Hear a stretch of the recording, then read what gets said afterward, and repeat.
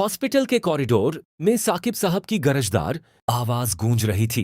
गुस्से, दर्द और सदमे से उनका चेहरा लाल हो चुका था। उन्होंने शम्सा के कंधों को पकड़कर जोर से झिंझोड़ा और ऊंची आवाज में पूछा, शम्सा सच सच बताओ, आखिर ऐसा क्या हुआ था कि बीजान को हार्ट अटैक आ गया? कुछ देर पहले तक तो वो बिल्कुल ठीक थीं।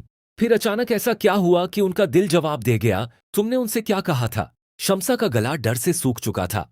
उसकी आवाज हलक में अटक रही थी।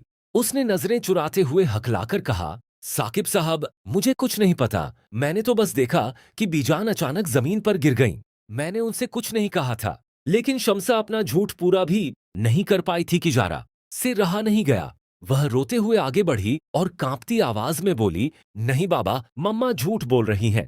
अम्मी जान को हार्ट अटैक मम्मा की बातों की वजह से आया है। मम्मा कह रही थीं कि आयला उनके साथ खुश नहीं है और वो किसी भी कीमत पर आयला को ऑन से अलग करवा देंगी, चाहे उसका बसा बसाया घर ही क्यों ना उजड़ जाए। अम्मी जान ये सब सुनकर सदमा बर्दाश्त नहीं कर सकीं और वहीं गिर पड़ीं। जरा कि ये बातें सुनकर वहां मौजूद हर शख्स के पैरों तले जमीन खिसक गई। आयला, जो उनके साथ अलग घर में रह रही थी और साकिब साहब के बुलाने पर बदहवासी में हॉस्पिटल पहुंची थी, ये सब सुनकर टूट गई। उसे पहली बार एहसास हुआ कि उसकी जिद, उसकी नाराजगी और ओन से दूर रहने के फैसले ने बीजान को कितनी गहरी तकलीफ पहुंचाई थी। उसकी आंखों से आंसू बहने लगे।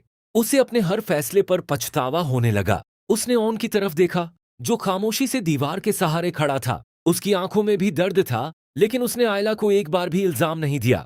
ओन की यही खामोशी और सब्र आयला को अंदर ही अंदर तोड़ रहा था। दूसरी तरफ आरफा बेगम को जैसे एक नया मौका मिल गया था। वह साकिब साहब के पास आईं और जहर घोलते हुए बोलीं, देख लिया साकिब साहब, आपकी बेटी की वजह से आज बीजान इस हालत में पहुंच गई है। जिस लड़की के लिए बीजान ने सब कुछ दांव पर लगा दिया, उसी ने उन्हें मौत के मुंह तक पहुंचा दिया। और आपकी बीवी की वजह से आज ये पूरा घर बिखर कर रह गया है। लेकिन आरफा बेगम के दिल में हमदर्दी का नामो निशान तक नहीं था। वह अंदर ही अंदर खुश हो रही थीं। उन्हें लग रहा था कि अगर बीजान इस दुनिया से चली गईं, तो हमेशा के लिए उनकी राह का सबसे बड़ा कांटा हट जाएगा। उधर आयला भागती हुई उस कमरे के बाहर पहुंची जहां बीजान जिंदगी और मौत की जंग लड़ रही थीं। उसने शीशे के पार देखा। बीजान निढाल हालत में अस्पताल के बिस्तर पर पड़ी थीं। आयला की हिम्मत जवाब दे गई।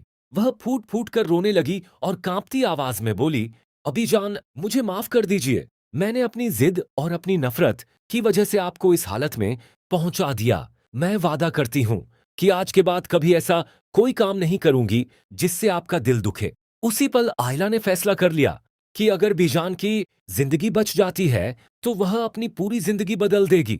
इसी दौरान ओन धीरे धीरे उसके पास आया। उसने बड़ी नरमी से आयला के कंधे पर हाथ रखा।